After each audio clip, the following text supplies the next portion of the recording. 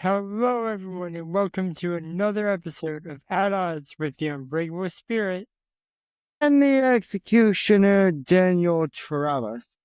I am Matthew Smith, aka the Unbreakable Spirit. Let's get into the topics. Topic number 1. I'm afraid I've got some bad news. Yes, WWE has done their first releases of the year. Topic number 2. Topic number 2 is, let me see here. Oh yeah, Ricky Starks' debut in WWE. Number As you can see, I'm wearing NXT merchandise. That's because Vengeance Day is in 2 days as of this recording, and we gotta predict the matches. But first, let's run into topic number 1. Well, would you like to really reveal the names of the people that I'm afraid got some bad news?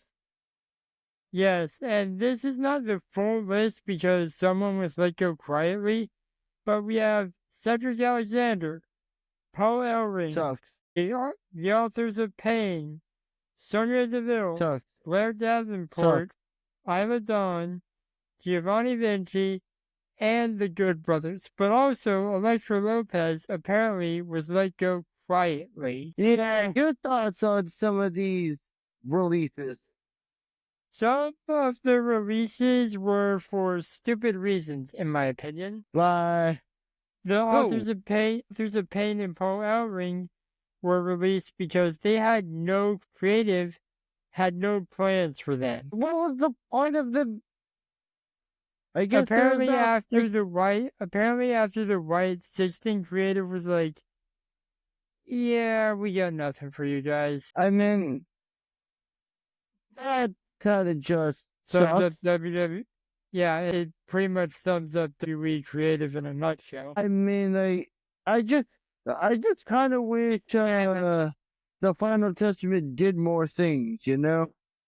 Yeah, I agree with you there. As for the Good Brothers, my thought is, well, Papa Tonga was right when he said on Impact a couple years ago, whereas, no, when he said, and I'm quoting him here, he's like, the Good Brothers have been everywhere because you've been fired from everywhere. Yeah, but honestly, let's be real. When was the last time the Good Brothers were on television? I mean, the last time the Good Brothers were on television was when they competed at Battleground last year. Exactly. In NXT. I mean, I just kind of feel bad for them because it's just like, oh yeah, because one of your brother, two of your good friends, Finn Balor and AJ Styles, are getting pushed to the moon. Well, you're just selling and catering. That just sucks.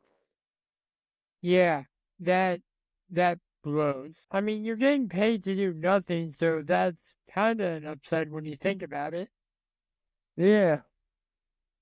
Your thoughts on Sonya Deville was kind of a bit surprising because she was on TV every week. Yeah, she was, and that just sucks. I just hope it doesn't end up as badly as the last time she took some time off television. Yeah, we don't want to talk about that. But, Cedric Alexander, that sucks because the dude's been part of WWE for years. Hey, the Hurt Syndicate might recruit him. That's true. But, Blair Davenport, apparently WWE also didn't know what to do with her. Yeah, I mean, she didn't really have, she had, video packages. I'm not even sure if she even had a main roster television match. I don't recall. I'm pretty sure she did. Now, as for Elektra Lopez, again, she was on TV every week with a part of Legado del Fantasma. Made no sense. Or if you want to call it this, because 2K literally predicted this in the future, Legado del Lotharios. Or that. Or I guess it'd be now Legado del Garzas. Because the Lotharios got repackaged. Let's just acknowledge that. Yeah, but again, it sucks for those people. I'm just wondering, are we gonna have to wait to find out where they go or what they do, or is there like do they have like or like if no 90 day? If Abaddon's post is anything to go by, she made a post on social media after her release, which she might be the most surprising in my opinion because she is a former women's tag team champion. Yeah. Wait, who? And Yeah.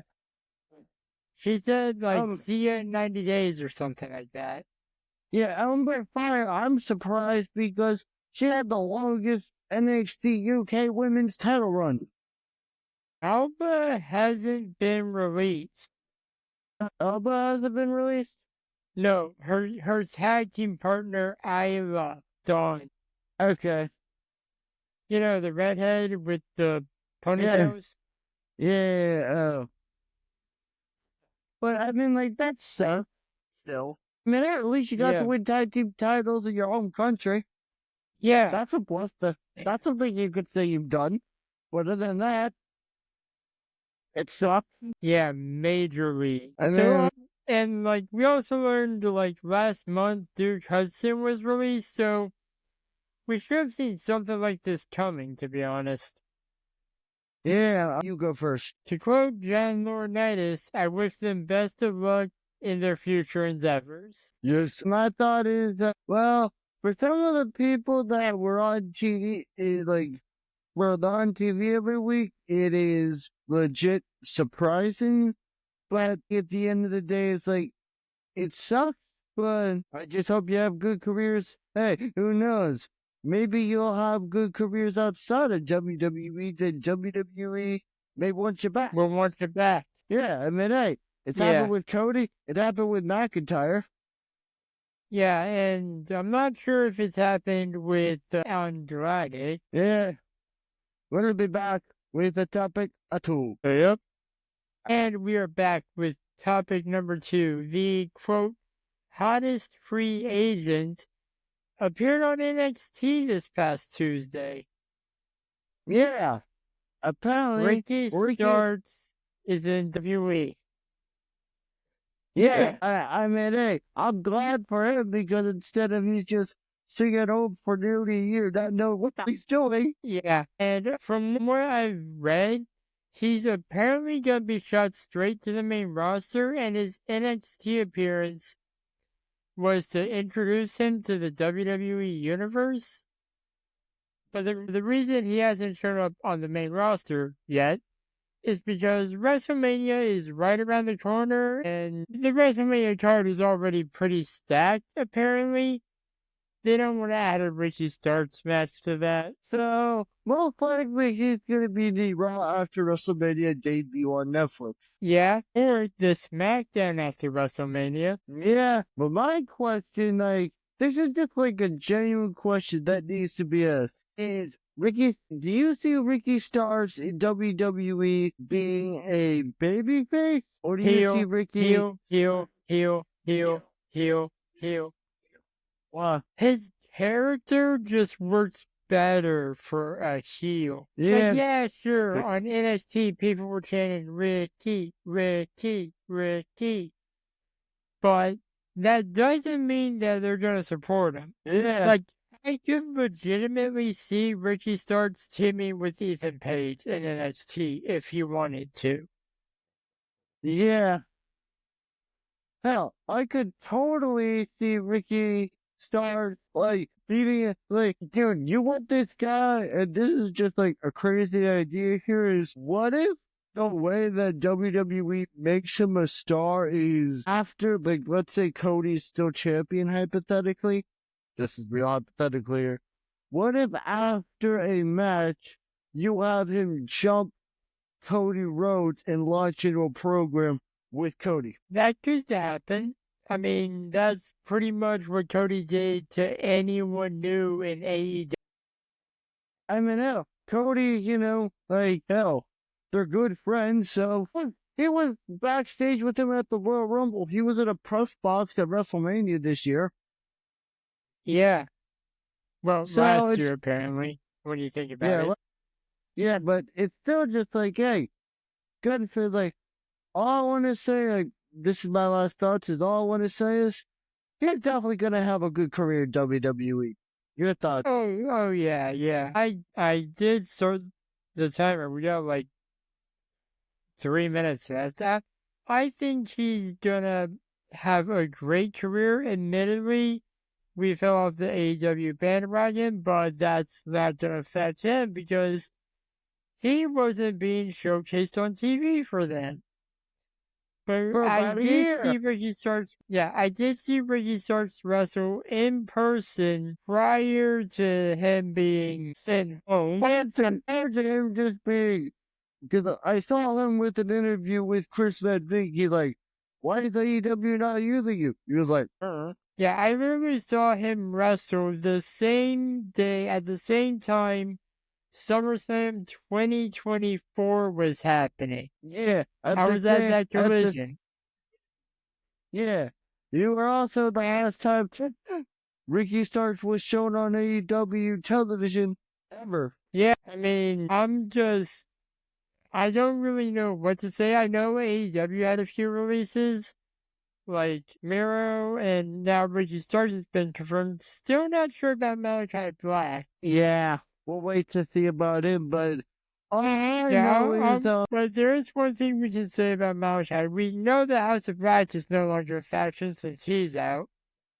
yeah, the rebranded, Or they're recalling wanting out. themselves, they call themselves the Hounds of Hell. That honestly is a better name than the House of Black. Just my 2 cents. My honest sense is, look, you know that you're in a good place. You know that you're gonna have a good career. When WWE is just gonna be like, yeah, we're just gonna have you make an appearance here, then shoot you straight up to the main roster. Yeah, but they want to introduce him first. I mean, maybe he'll have like a few matches in NXT, and then after WrestleMania, go to the main roster. Well, for all we know, we could have a match this Saturday Vengeance Day. Yeah, he could. I doubt they would do that because the card is already made. Hey, no, WWE. Never say never. Yeah, true. But overall, like, my thought is, hey, the dude's alright, before I say my final thoughts is, I think the dude's gonna have, I'm just gonna say it. I think I'm surprised that Ricky Starks actually was granted his release because, like, my honest opinion here, I thought Tony Khan was gonna hold this guy down for like a year, maybe. But I'm glad that he's out of that company, and I hope in WWE, but since he's gonna be shot straight to the main roster, I hope he has a hell of a career. Just the dude is in his prime.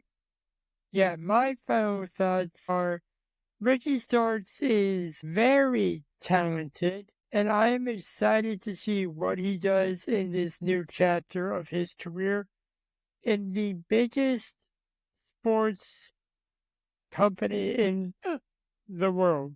That's not gonna have hiccups. We'll be right back with the prediction battle. With the prediction battle. The prediction battle table again. And we are back with the third and final topic, the prediction battle for NXT Vengeance Day 2025. And my source for this is the Hey. Never mind. Shut up. Okay. And my source for this is the most reliable when it comes to WWE prediction battles, WWE.com. No, that works. But yeah, the loser for this has to watch a bad movie of the winner's choice. Yep. I'm gonna start off with I'm just gonna go in order that the predictions are. This is probably gonna be the main event of the show. The triple threat of A-Town Down Under versus Obafemi for the NXT Championship. My part, like, that is weird, if I'm honest, because what the hell do you defend? Because it's like, it's also kind of interesting because you don't know if A-Town Down Under might turn on each other during said match. That's definitely going to happen in the triple threat. They're both gunning for the NXT title. They are going to trade blows. Yeah. my thought is my Anyways, pick I'm is. going. Oh, you go first. Good. Sorry, Go. you go. Uh, Well, I uh, have a feeling I was gonna steal yours and say Obafemi. damn.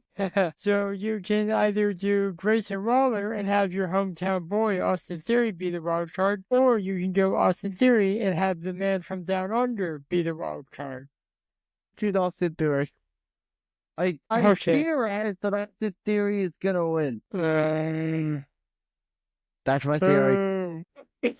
A wrestling theory. Yeah. Who you got next? All right, the next match on the card is for the NXT Women's Championship. Julia versus Bailey versus Roxanne Perez versus Cora Jade in a fatal four. Oh, who are your two picks? My two picks are Julia and Roxanne Perez. Okay, I'll go with. There are only two options, dude. We know who you're going with. Yeah. I am typing the predictions now. I have a feeling that I will say this doesn't have anything to do with the actual prediction battle, but I have a feeling that Tasha Slamovich might get involved in this Fatal 4-Way just because Cora Jade's involved. Yeah. Alright, the next match is for the Women's North American Championship as Fallon Henley defends her Women's North American Championship against Stephanie Vaquer. I was gonna go with the Stephanie Vaquer. Okay. I probably was gonna choose Fallon anyways because she has her Fatal Influence stablemates to help her out. Good point. Any others? Alright, yes, there are, from what I can see, 3 more matches. Okay, what do we got? The next match is... I was about to say that, so be quiet. The next match is Trick Williams versus Eddie Thorpe in a strap match.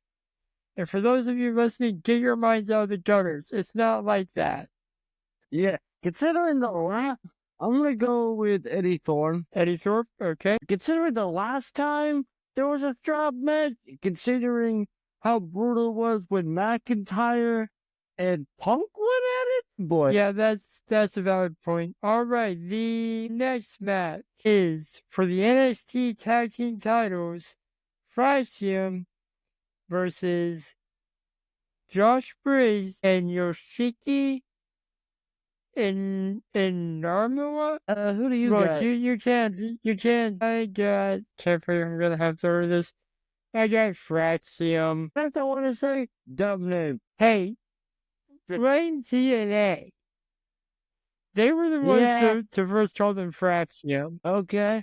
What's that? I'm gonna finish filling this out.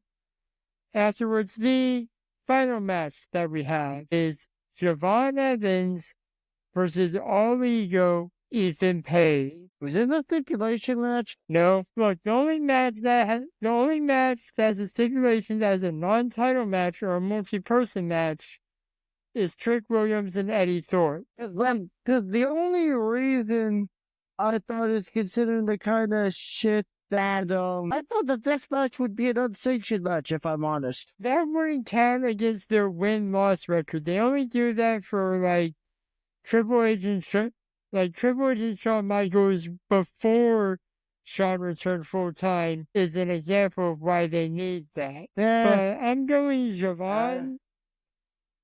And I have a feeling Javon might be a part of that mystery group that's been hinted at that will be debuting this Saturday. Because, I've seen the silhouettes and one of them has dreads like Javon. And I also think that All Ego Ethan Page I think he's ready for the main roster. Yeah. Anyways, that is all we have, as a reminder, the loser has to watch a bad movie of the winner's choice. We're not going to do the results next week. Yeah, I just want to clarify, we're not going to do the results next week because we don't want to do 4 weeks of wrestling in a row. So we're going to do pop culture, but the week after, we'll be back with the result. Deuces.